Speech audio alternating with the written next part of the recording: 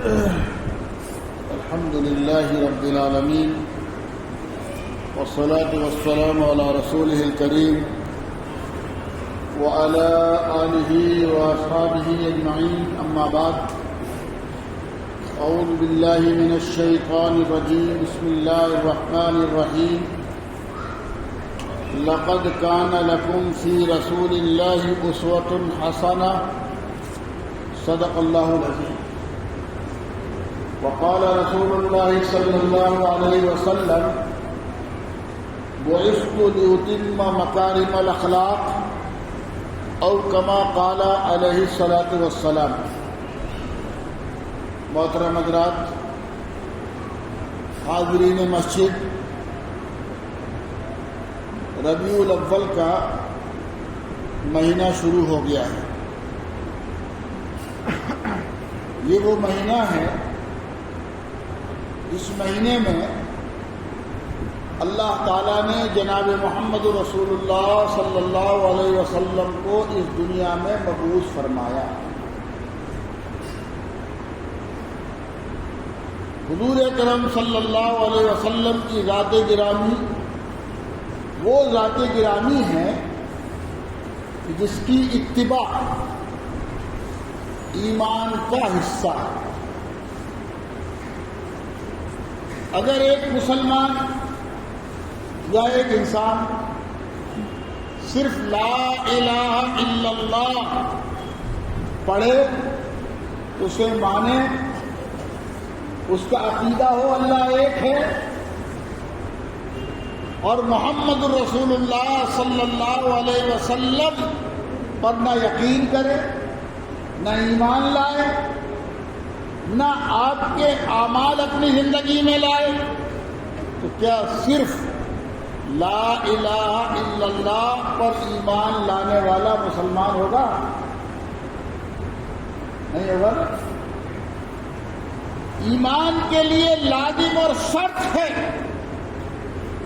کہ لا الہ الا اللہ کے ساتھ پڑھیے محمد الرسول اللہ صلی اللہ علیہ وسلم پر بھی ایمان لانا، اور حضور اکرم صلی اللہ علیہ وسلم کی ذات گرامی پر ایمان لانا، اور اپنی زندگی کو آپ کی تعلیمات پر ڈھال دینا. یہ تو بہت بڑا کمال ہے، بہت بڑا اللہ کا انعام ہے. یہ تو اگر ایک مسلمان حضور اکرم صلی اللہ علیہ وسلم کے پر ایک مرتبہ درود بھی پڑھ رہا ہے، تو وہ ایک مرتبہ آپ صلی اللہ علیہ وسلم پر درود پڑھنا بھی ایک جہنمی مسلمان کو جنتی بنا سکتا ہے. سب پڑھ لیجیے: اللہم صلی علی محمد وعلی آل محمد کما صلیت علی ابراہیم وعلی آل ابراہیم انک حمید مجید. نام اعمال تولے جا رہے ہوں گے. ایک شکتی، برائیاں زیادہ ہوں گی، نیکیاں کم ہوں گی. کل آخرت میں نام اعمال ترازو میں سب تولا جائے گا، سب تولا جائے گا. اچھائیاں کی ہیں تو نیکیوں کا پلہ بھاری ہوگا، برائیاں زیادہ ہیں تو برائی کا پلہ بھاری ہوگا. نیکیوں کا پلہ بھاری ہوگا جنتی، اور برائی کا پلہ بھاری ہوگا تو بولیے جہنمی. نام اعمال تولے جا رہے ہوں گے. ایک مسلمان کی برائیاں زیادہ، نیکیاں کم، لکھا جائے گا اسے جہنم میں ڈال دو. جہنم کے فرشتے اسے لے کر چلیں گے. اتنے میں ایک شخص تشریف لائیں گے اور فرمائیں گے اس کے نام اعمال دوبارہ تولو، اس کے نام اعمال دوبارہ تولو، اور اپنی جیب مبارک سے ایک پرچہ نکال کر نیکیوں کے پلے میں رکھ دیں گے. اب کیا ہوا؟ نیکیوں کا پلہ بھاری ہو گیا، برائی کا پلہ ہلکا ہو گیا. اب من خفت موازینہ فامہ ہاویہ، کیا قرضہ؟ جس کی برائیاں ہلکی ہوں گی، کم ہوں گی، جس کی نیکیاں کم ہوں گی، برائیاں زیادہ ہوں گی، تو جہنم میں جائے گا۔ آپ اپنی جیب سے پرچہ نکال کر نیکیوں کے پلے میں رکھیں گے، فَأَمَّا مَنْ ثَقُلَتْ مَوَازِينُهُ فَهُوَ فِي عِيشَةٍ رَاضِيَةٍ۔ ایسی ہے نا حضرت، بھول جاتا ہے، مغالطہ ہو جاتا ہے۔ اب نیکیوں کا پلہ بھاری ہو گیا، برائی کا ہلکا ہو گیا، لکھا جائے گا اسے جنت میں داخل کر دو۔ ایک ہی پرچے سے سارا فیصلہ بدل گیا، نظام بدل گیا۔ اب وہ شخص کہے گا آپ کون ہیں؟ میں آپ کو پہچانتا نہیں، میں آپ کو جانتا نہیں، آپ نے اتنا بڑا مجھ پر احسان عظیم کر دیا، مجھے جہنمی سے جنتی بنا دیا۔ تو آپ فرمائیں گے کہ میں تیرا نبی محمد صلی اللہ علیہ وسلم، اور یہ تیرا وہ درود شریف ہے جو تو نے محمدی مسجد میں میرے اوپر پڑھا تھا۔ آپ غور فرمائیے، ایک مرتبہ درود پاک کی پڑھنے کی برکت سے ایک جہنمی جنتی بن سکتا ہے۔ تو غور فرمائیے، جو مسلمان اپنی پوری زندگی جینا، مرنا، رہنا، سہنا، عبادات، معاملات، معاشرت، معیشت، جوانی، بڑھاپا، خوشحالی، تنگی، سب کچھ حضور اکرم صلی اللہ علیہ وسلم کی تعلیمات پر کرنے والا بن جائے، بتائیے اس مسلمان کو جہنم کی آہٹ بھی پہنچے گی؟ لا يسمعون حسیسها، جہنم میں جانا تو بہت دور کی بات ہے۔ جہنم کا دھواں، جہنم کی تپش، جہنم کی آواز، جہنم کا شور و شرابہ اس مومن کے قریب بھی نہیں پھٹے، قریب بھی نہیں۔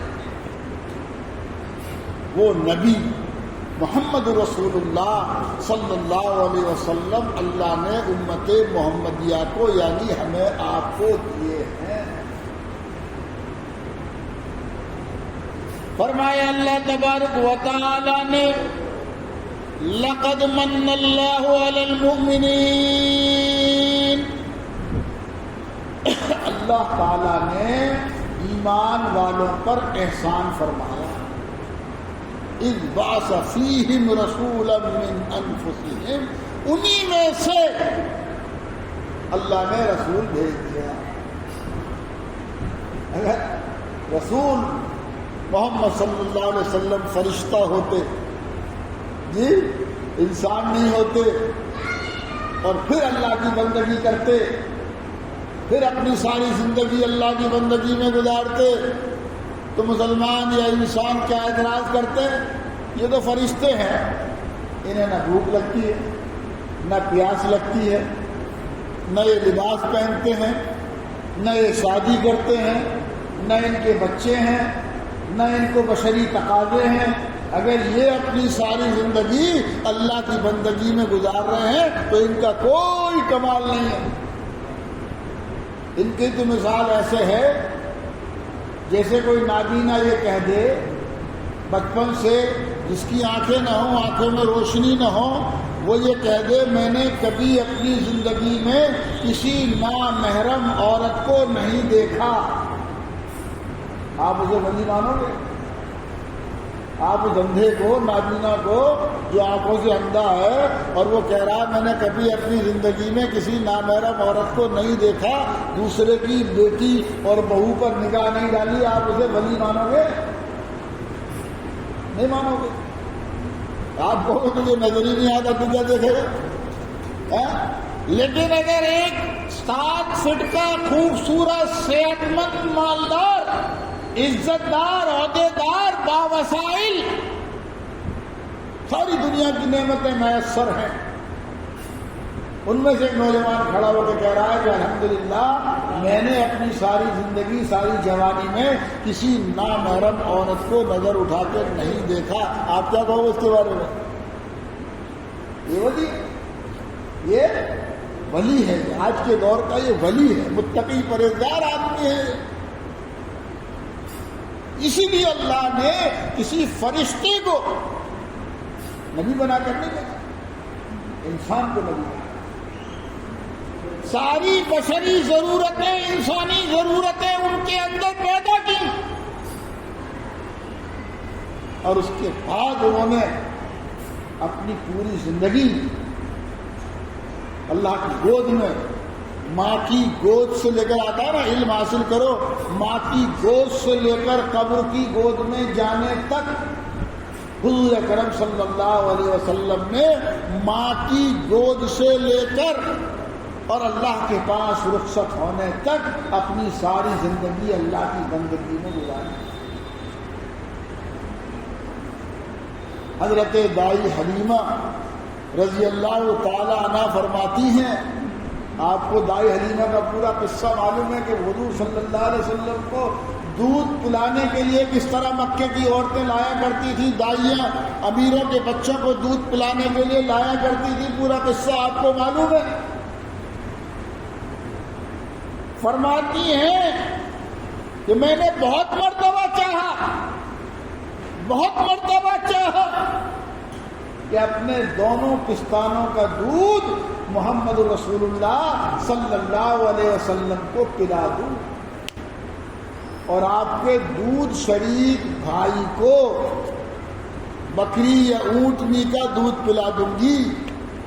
بہت مرتبہ میں نے چاہا، لیکن دودھ پینا تو بہت دور کی بات ہے، بہت دور کی بات ہے. دودھ پینے کے زمانے میں محمد رسول اللہ صلی اللہ علیہ وسلم نے کبھی بھی دوسرے پستان پر منہ تک نہیں لگایا. اسی نبی کے پر ایمان لانے والے، انہی کو ماننے والے، انہی کے پیروکار ہم مسلمان ہیں. بچپنا تو چھوڑ دو، شعور ہوش میں بھی بھائی بھائی کا خون بہا رہا، بھائی بھائی کی آبرو ریزی کر رہے، طاقتور پڑوسی کمزور پڑوسی کا استحصال کر رہے، طاقتور مسلمان کمزور مزدور مسلمان کا حق مار رہا ہے. وراثت میں بیٹیوں کو حصہ دینے کے لیے تیار نہیں، بہنوں کو حصہ دینے کے لیے تیار نہیں، چھوٹے بھائی بہنوں کو ماں باپ کی جائیداد میں حصہ دینے کے لیے تیار نہیں. قتل ہو رہے ہیں، مقدمے بازیاں ہو رہی ہیں، پولیس تھانے ہو رہے ہیں. شاید ہی کوئی گھر بچا ہو تو بچا. کس کے ماننے والے، کس نبی کے ماننے والے؟ کہ جو دودھ پینے کے زمانے میں بھی اپنے رضائی بھائی کے حصے کی طرف نگاہ اٹھا کر بھی نہیں دیکھ رہے.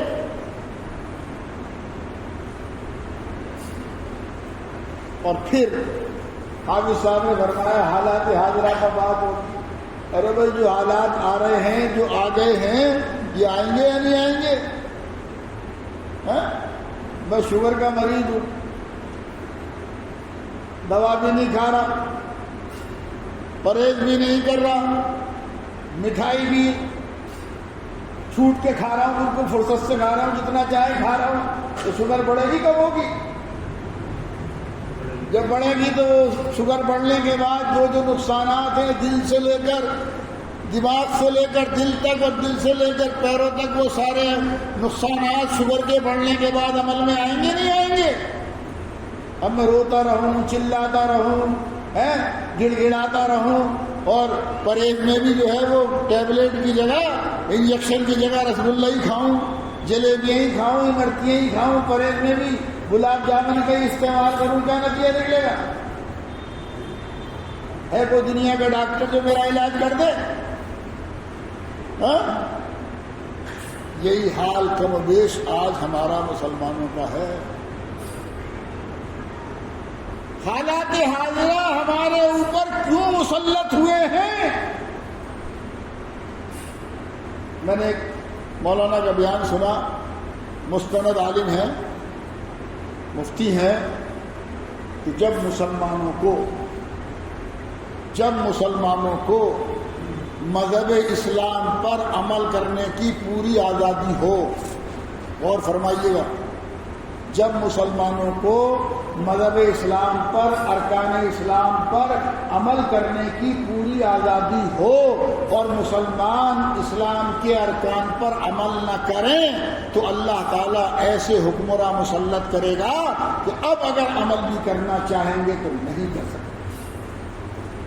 غور فرما لیے، یہ حالات حاضرہ، سارے حالات حاضرہ یہ ہے۔ مسجد سے اذان ہو رہی ہے، حی علی الصلاۃ، حی علی الفلاح، الصلاۃ خیر من النوم۔ سوچو، غور کرو، فکر کرو نوجوانوں، تم سوچو، اللہ نے تمہیں صحت بھی دی ہے، طاقت بھی ہے، سوچ میں وزن بھی دیا ہے، سوچ میں طاقت بھی دی ہے۔ بوڑھا تو بیچارہ کرنا بھی چاہتا ہے نا، فجر میں اٹھنا بھی چاہتا تو اٹھتے اٹھتے آدھا گھنٹہ لگ جاتا، پھر پیشاب پخانے میں وقت لگ جاتا ہے، جماعت چھوٹ جاتی ہے۔ سوچو، اذان ہونے کے بعد الصلاۃ خیر من النوم کی آواز کان میں آنے کے بعد کیا جتنے نمازی عشاء کی نماز میں جماعت میں ہوتے ہیں اتنے نمازی فجر کی جماعت میں ہوتے ہیں؟ نہیں ہوتے نا۔ تو پھر مسجد کے مینارے سے مائک اتارے جائیں گے یا لگائے جائیں گے؟ کون ذمہ دار ہے اس کا؟ مسجدوں کے میناروں سے مائک اتروانے کا ذمہ دار کون ہے؟ آپ کے پرسنل لا میں، اسلامی قوانین میں 3 طلاق کو 1 طلاق کا فیصلہ جو ہوا ہے، اس کا ذمہ دار کون ہے؟ کیوں آپ چھوٹی چھوٹی باتوں پر اپنی بیویوں کو طلاق دے رہے ہو؟ کھانا نہیں پکایا، بغیر اجازت اپنی ماں کے یہاں چلی گئی، اپنے باپ کے یہاں چلی گئی، آپ کی خدمت میں ذرا سی کمی آ گئی، آپ نے آؤ دیکھا نہ تاؤ دیکھا، ایک دم 3 مار دی۔ آج مسلمان کو یہ تو معلوم ہے کہ نکاح کرو، اب صاحب اس کے ذمہ دار ہم اور آپ بھی ہیں، اور مسجد کے ائمہ بھی ہیں، اور علماء کرام بھی ہیں، ہم سب ذمہ دار ہیں اس کے۔ مسلمان کو یہ تو معلوم ہے نکاح کرو، لیکن کیا کسی مسلمان نوجوان کو معلوم ہے اگر طلاق دینے کا نمبر آ جائے تو طلاق کیسے دوں؟ نہیں معلوم۔ جب اللہ نہ کرے طلاق دینے کی مجبوری آ گئی کہ طلاق ہی دینی ہے، جب 1 طلاق سے کام چل سکتا ہے تو 3 کیوں دے رہے ہو بھائی؟ 1 طلاق سے ہی مسئلہ آپ کا حل ہوتا ہے تو 3 کیوں دے رہے ہو؟ اب 3 دے دی، ایک دم 3 گولیاں مار دی، وہ جان سے مر گئی۔ اب ایسا مولوی تلاش کر رہے ہیں کہ جو مسئلہ بتا دے کہ 3 کی 1 بن جائے۔ اب حلالہ تلاش کر رہے ہیں، حلالے کا راستہ نکالا، اور پھر جو دشمنان اسلام موقع پرست ہمارے اس انتظار میں بیٹھے ہیں، وہ 3 طلاق حلالے کو لے کے پوری دنیا میں اسلام کو بدنام کر رہا ہے۔ کہاں کہہ رہا ہے اسلام حلالہ کرو؟ اسلام کہاں کہہ رہا ہے حلالہ کرو؟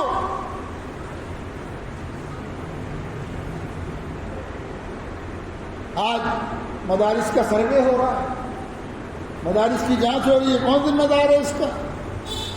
مسلمان ذمہ دار ہے، مسلمان ذمہ دار ہے، ہم سب ذمہ دار ہیں، چھوٹے بڑے سب ذمہ دار ہیں۔ قرآن کریم کا پڑھنا، قرآن کریم کا سمجھنا، قرآن کریم پر عمل کرنا ہندوستان کے، یوں تو دنیا کے بھی، لیکن ہم اپنے ملک کے اندر ہی بات کر لیں، ملک کے ہر مسلمان پر فرض ہے۔ کیا ہے؟ فرض۔ 1450 سال کا طویل عرصہ گزرنے کے باوجود آج مدرسوں میں ہمارے کتنے فیصد بچے پڑھنے جا رہے ہیں؟ 3%، 4%، 3%، 4%۔ اس میں بھی زیادہ تر درمیان میں آدھے راستے میں پڑھائی چھوڑ دیتے ہیں، اس میں بھی آدھے بیچ میں سے چھوڑ دیتے ہیں، اور ان 4% میں بھی وہ لوگ ہیں۔ مجھے وہ حضرات معاف کریں جنہوں نے ان مدارس کو آباد کر رکھا ہے، لیکن آپ کو سمجھانے کے لیے کہہ رہا ہوں، اس میں کون ہے؟ یتیموں کے، غریبوں کے، مسکینوں کے، معذوروں کے، مجبوروں کے، محتاجوں کے ہیں، ان کے بچے ہیں، ان کے بچے۔ ان کا ہمارے اوپر احسان ہے کہ انہوں نے مدرسوں کو آباد کر کے پھر ہماری مسجدیں آباد کر رکھی ہیں۔ ہمیں مؤذن مل رہے ہیں، ہمیں امام مل رہے ہیں، ہمیں مدرس مل رہے ہیں، ان کا احسان ہے۔ لیکن ہم نے کیا کیا؟ ہم نے کیا کیا؟ ہم نے ان مدرسوں کو جو قرآن کریم کے تعلیم کے مرکز ہیں، وَاعْتَصِمُوا بِحَبْلِ اللَّهِ جَمِيعًا، اے ساری دنیا کے مسلمانوں، اللہ کی رسی کو، قرآن کریم کو مضبوطی سے پکڑ لو۔ میں تو بار بار کہتا ہوں، روزانہ کہتا ہوں، اکثر کہتا ہوں، آپ کا مظاہر 150 سال پرانا ہے۔ سہارنپور شہر کے 150 عالم نہیں ہے، 150 عالم حضرت۔ اگر مولانا زکریا صاحب رحمۃ اللہ علیہ آپ کے شہر میں تھے تو کاندلہ سے آئے تھے، مفتی مظفر حسین صاحب رحمۃ اللہ علیہ آپ کے شہر، آپ کے یہاں تھے تو میرٹھ سے آئے تھے، شیخ یونس صاحب آپ کے یہاں تھے تو جونپور سے آئے تھے، یعقوب بلند شہری آپ کے یہاں ہے تو بلند شہر سے آیا ہے۔ 150 سال میں آپ نے اپنے شہر کے 150 عالم نہیں بنائے، جبکہ سہارنپور کا ہر فرد مسلمان مظاہر کی برکت سے اتنا علم اس کو ہونا چاہیے تھا، جسے علم کفایہ کہتے ہیں، کہ حرام کی، حلال کی، صحیح غلط کی، اچھے برے کی، ایمان کفر کی، اسے پوری تمیز ہونی چاہیے۔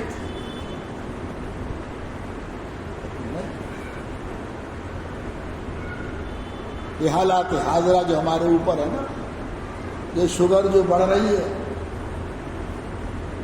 اس میں ہماری بدعمالیوں کا دخل ہے۔ یہ شوگر جو بڑھ رہی ہے، اس میں ہماری بد پرہیزی کا دخل ہے۔ جو حالات آج امت کے اوپر ہیں، نہ جان محفوظ، نہ مال محفوظ، نہ آبرو محفوظ، نہ اولادیں محفوظ، نہ مدارس محفوظ، نہ مساجد محفوظ، نہ علماء محفوظ، نہ ائمہ محفوظ، نہ عوام محفوظ، نہ خواص محفوظ، کوئی محفوظ نہیں ہے۔ یہ سب ہماری کوتاہیوں کا نتیجہ ہے۔ ہم نے مذہب اسلام کو، ہم نے حضور اکرم صلی اللہ علیہ وسلم کی ذات کو نہ خود سمجھا، نہ خود عمل کیا، اور نہ دوسروں کو سمجھایا، نہ دوسروں کو ہم اسلام کو سمجھانے میں کامیاب ہوئے۔ حضرت مولانا ابو الحسن علی ندوی رحمۃ اللہ علیہ ہندوستان کے بہت بڑے لکھنؤ کے عالم تھے، اتنے بڑے عالم تھے کہ بیت اللہ کی چابی بھی ان کے پاس ساری زندگی رہی۔ جب بھی خانے حج عمرے میں جائیں تو بیت اللہ کے اندر عبادت کر سکتے ہیں۔ ابھی 20 سال پہلے ان کا انتقال ہوا ہے، اتنے بڑے آگرہ میں تقریب میں فرمایا کہ اب تک ہم برادران وطن کو اپنی اذان نہیں سمجھا سکے، اور فرمایا کہ مجھ سے ایک ہندو بھائی نے سوال کیا کہ حضرت آپ کی اذان میں بادشاہ اکبر کو کیوں یاد کیا جاتا ہے؟ اللہ اکبر، اللہ اکبر، آپ لوگ بادشاہ اکبر کا بار بار نام کیوں لیتے ہو؟ ہم نہیں سمجھا سکے حضور اکرم صلی اللہ علیہ وسلم کے اخلاق کیسے تھے، معاملات کیسے تھے، کردار کیسا تھا، کتنے آپ صلہ رحم تھے، کتنے آپ اللہ کے بندوں کے لیے، چاہے وہ بندہ کسی بھی مذہب کا ماننے والا ہو، ان کے لیے سراپا رحمت کیسے تھے۔ میں ایک بات پورے ملک میں جگہ جگہ کہتا ہوں، آج اس کو پھر دوہرا رہا ہوں۔ اگر ایک بات بدنامی کی یہ ہو جائے کہ گوٹے شاہ کی چنگی سے کوئی مسافر اگر رات میں گزرتا ہے وہ مسلمانوں سے لوٹ لیتے ہیں، اللہ نہ کرے بات بد اچھا بدنام برا، مسلمان اس مسافر کو رات میں لوٹ لیتے ہیں، وہ محفوظ نہیں جاتا۔ اب اتفاق سے غیر مسلم مسافر رات میں گوٹے شاہ سے گزر رہا تھا، آگے جانے کی سواری نہیں ملی، آپ اسے ملے، آپ نے پوچھا بھائی یہاں کیسے کھڑے ہو؟ سردی کا زمانہ ہے، گرمی کا زمانہ ہے، برسات کا زمانہ ہے، حالات رات بالکل گھٹا ٹوک ہے، آپ یہاں اکیلے کیسے کھڑے ہو؟ آپ ملے، آپ ماشاءاللہ پورے مسلمان ہیں۔ وہ کہے گا مجھے یہاں سے جانا تھا خرساوا، اب سواری نہیں مل رہی، تو آپ اس سے کہیں چلو بھائی میرے گھر چلو، میرے ساتھ چلو۔ آپ اپنے گھر لائے، آپ اپنی مسجد میں لائے، آپ اپنے مدرسے میں لائے، آپ نے اس کو رات کو کھانا کھلایا، آپ نے اسے رات کو آرام کرایا، موسم کے حساب سے بستر دیا ہے، ساری ضروریات کے خیال رکھا، صبح فجر کے بعد ناشتہ کرایا، اپنی سواری بٹھا کر بس میں لے جا کر اسے بٹھا دیا۔ جب وہ اپنے گھر پہنچا، آج کل تو موبائل کا زمانہ ہے، ساری باتیں ادھر ادھر بدل دی جاتی ہیں، آج سے 25 سال پہلے یہ سہولتیں نہیں تھیں، جو جہاں رک گیا، پھر خبر گھر نہیں پہنچتی تھی کہ وہ کب آئے گا۔ اب وہ گھر پہنچا، گھر والوں نے کہا ارے بھائی ہم ساری رات سوئے نہیں، آپ کہاں رہ گئے تھے؟ تو اس نے بتایا میں رات کو گوٹے شاہ پر رہ گیا تھا۔ ایک دم کیا کہیں گے وہ، ارے گوٹے شاہ پر رکنے کے بعد بھی تم محفوظ آ گئے؟ وہاں تو مسلمان رات میں گزرنے والے مسافر کو لوٹ لیتے ہیں۔ ایسی بہت ساری جگہ بدنام ہے نہیں، ایسے بہت سارے علاقے بدنام ہے نہیں۔ ایک علاقہ ہریانہ میوات کا، اس میں اونٹ چوری ہو جاتا ہے نا، زمین پہ تلاش کر لو کہیں نہیں ملے گا، مکان کی تیسری منزلیں ملے گا، آج بھی مکان کی، ہاں اونٹ چوری ہو جائے، کوئی جانور چوری ہو جائے تو پولیس کو ڈھونڈنے، جانور کے مالک کو کہیں نہیں مل سکتا، وہ کہاں ملے گا؟ آج کی بات بتا رہا ہوں، تیسری منزل ملے گا مکان۔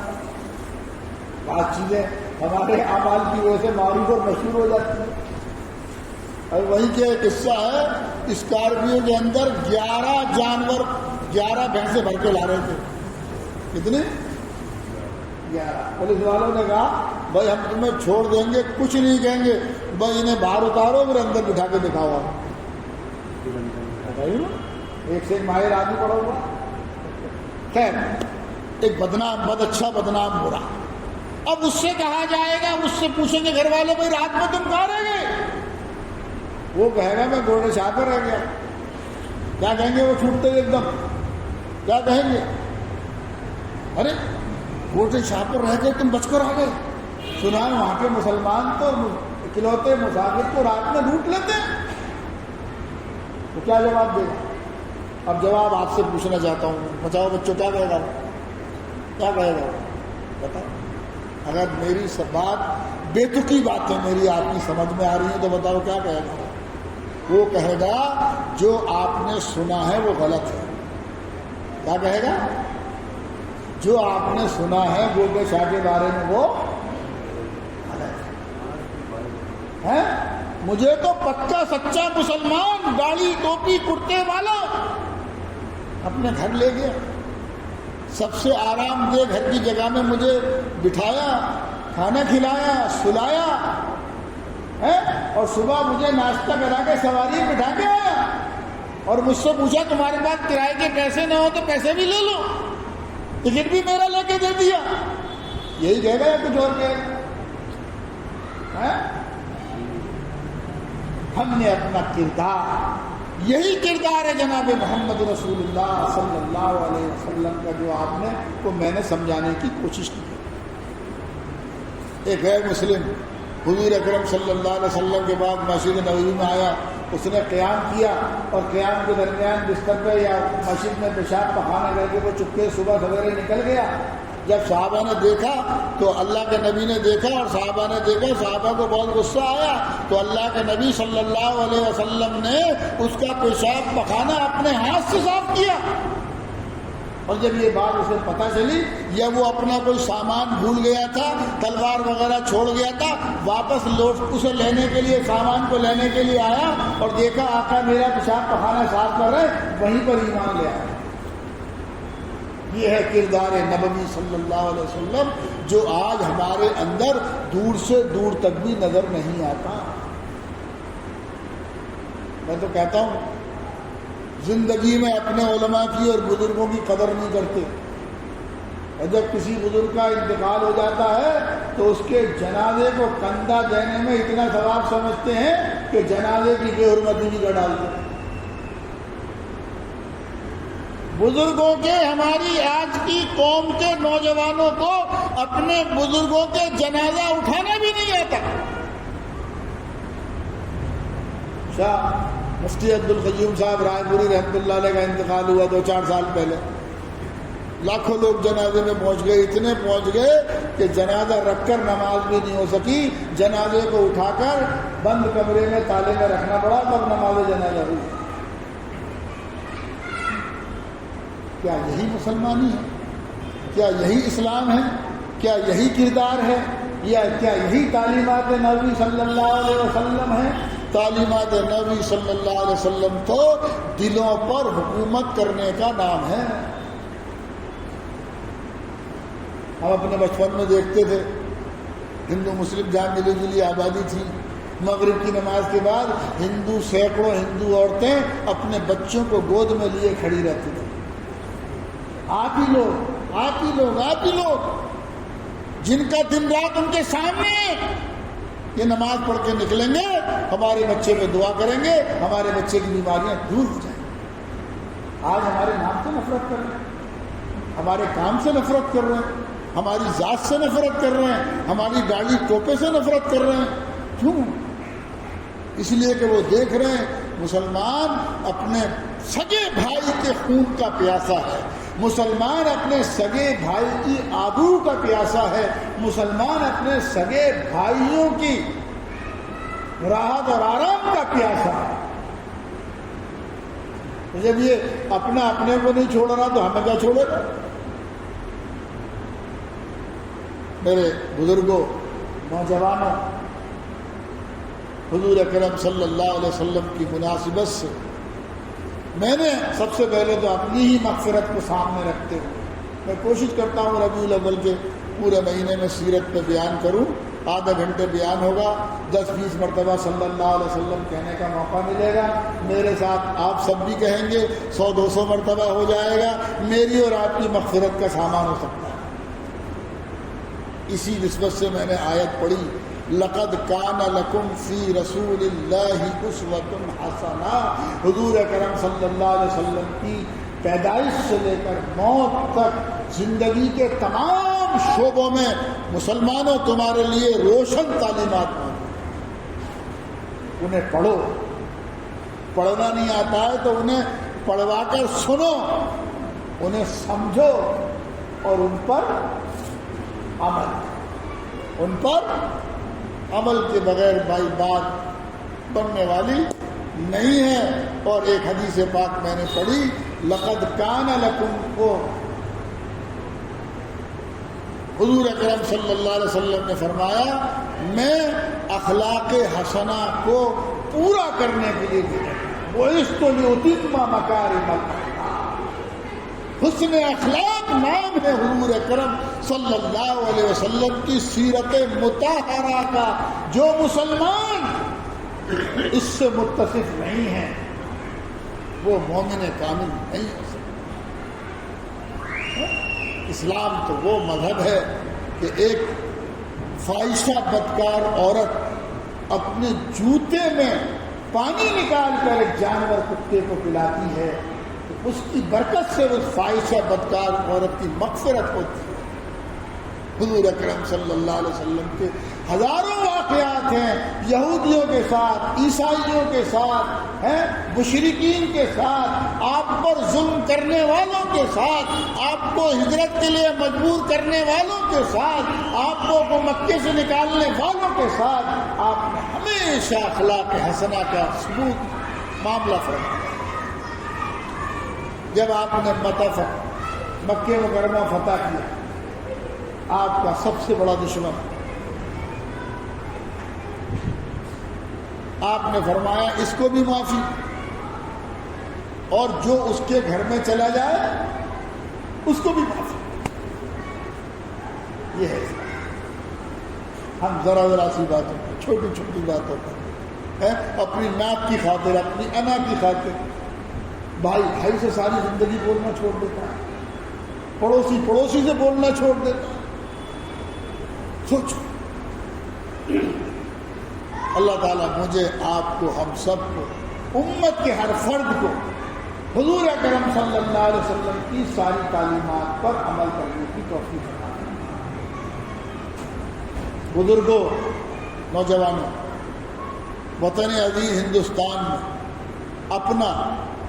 اپنا اور اپنی معصوم نسلوں کا موجودہ حال اور آنے والا وقت محفوظ چاہتے ہو، ان نسلوں کے حقوق چاہتے ہو، ان نسلوں کا تحفظ چاہتے ہو، ان نسلوں کو ملک میں برابری چاہتے ہو، آپ کو یہاں سے یہ قسم لے کے اٹھنا پڑے گا کہ اپنی زندگیوں میں سادگی لائیں گے، سادہ کھائیں گے، سادہ پہنیں گے، سادہ رہیں گے۔ اور عابد صاحب، میں تو عرض کرتا ہوں آپ کی بھی ساری زندگی اسی میں گزر گئی، شادی، بڑے شین سے شادی، 3 نقطے نا اوپر، بس خدا کے واسطے، اپنی نسلوں کے تحفظ کے واسطے، اپنی بیٹیوں کی آبرو بچانے کے واسطے، اس سے زیادہ کیا کہوں؟ کلیجہ تو چیر کے نہیں رکھ سکتا آپ کے سامنے۔ اپنی عورتوں کی عزت بچانے کے واسطے 3 نقطے ہٹا دو، کیا رہ جائے گا؟ حضرت امام صاحب کیا رہ جائے گا؟ بولو یار، اتنا تو پتہ ہی ہوگا، زور سے بولو، تم جوان آدمی، بوڑھا آدمی، یار زور سے بولو۔ شادی، شادی کی جگہ شادی کرنے والے نے کروڑوں اربوں روپیہ، 100 200 500 لاکھ 2 لاکھ نہیں، کروڑوں اربوں روپیہ آپ سالانہ شادیوں میں برباد کر رہے ہو۔ شادی کرو، شادی کرو، جو بیٹے کو دینا ہے دو، جو بیٹی کو دینا ہے دو، جو سمدھی سمدن سے لینا دینا ہے لین دین کرو، میں منع نہیں کرتا، بند کر کے دے،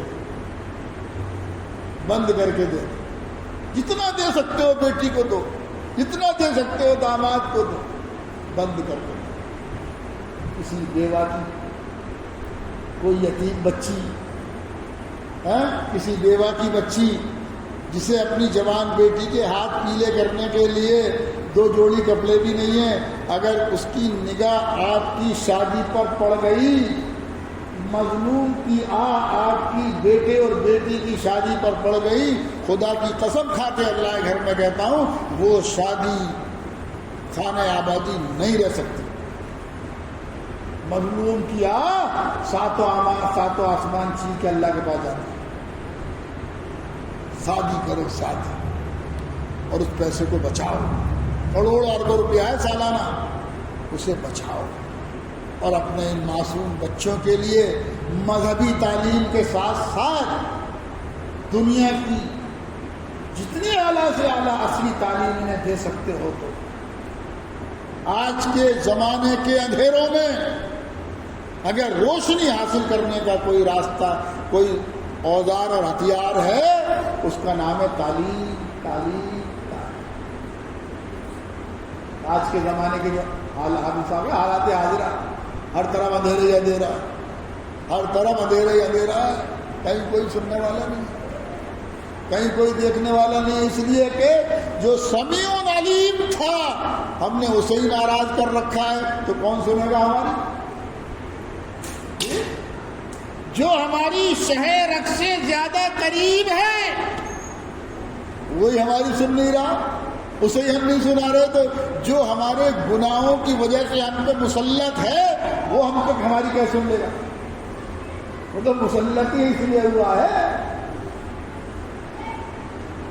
کروڑوں اربوں روپیہ بچاؤ ان معصوم نسلوں کے لیے، مذہبی تعلیم کے ساتھ ساتھ اعلیٰ دنیاوی تعلیم کے ادارے آپ کو خود بنانے پڑیں گے، خود بنانے۔ آپ چاہو آپ کے بچے بچیوں کا داخلہ دوسروں کے اسکولوں میں ہو جائے، نہیں ہوگا۔ جب وہاں فارم پر داخلہ فارم پر نام جائے گا عبد الرحمان، کہہ دیا جائے گا ایک طرف رکھ دو۔ جب داخلہ فارم پر نام جائے گا خدیجہ، ہٹا دو اسے۔ آپ کو خود اپنی نسلوں کے تحفظ، بقا، مستقبل کی حفاظت کے لیے آپ کو اعلیٰ سے اعلیٰ تعلیمی ادارے بنانے۔ اور موجودہ حالات جو چل رہے ہیں نا مسلمانوں سے نفرت کے، انہیں دور کرنے کے لیے میری سمجھ میں اللہ دو باتیں ڈالتا ہے۔ دیکھو، ہماری نماز سے، ہمارے روزوں سے، ہمارے حج سے، ہماری زکوٰۃ سے، ہماری تسبیحات سے، ہماری تلاوت سے، ہماری جماعت سے، ہمارے مدرسوں سے کسی ہندو بھائی بہن کو کیا فائدہ؟ میں ساری زندگی روزے رکھوں، ساری رات مصلی بیٹھ کے تہجد پڑھتا رہوں، میرے ہندو بھائی بہن کا کیا فائدہ ہے اس سے؟ مجھے فائدہ اپنی ہے نا، اسے تو نہیں ہے نا۔ تو جب اسے کوئی لیے، جب تک آپ نفع بخش نہیں بنیں گے، جب تک آپ برادران وطن کے لیے اپنے آپ کو نفع بخش نہیں ثابت کریں گے، تب تک ان کے دلوں سے، دماغ سے آپ کی نفرت دور نہیں۔ اور اس کے لیے ہندوستانی مسلمانوں کو دو کام کرنے پڑیں گے۔ بڑے بڑے مدرسے بنا لو، انہیں کوئی فائدہ نہیں۔ آپ کو بڑے بڑے، چھوٹے بڑے رفاعی اسپتال بنانے پڑیں گے۔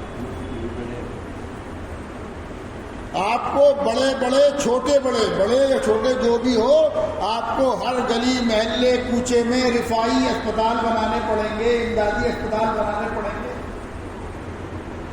اس لیے کہ ان میں ہر فرد ٹاٹا بلا نہیں ہے، ان میں بھی 80 کروڑ لوگ ایسے ہیں جنہیں 2 وقت کی روٹی میسر نہیں ہے، جنہیں اسپتالوں میں دوائیں میسر نہیں ہیں۔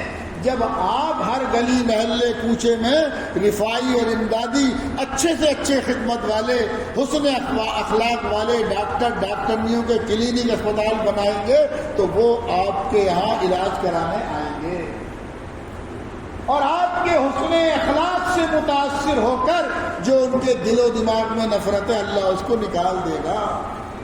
کیوں؟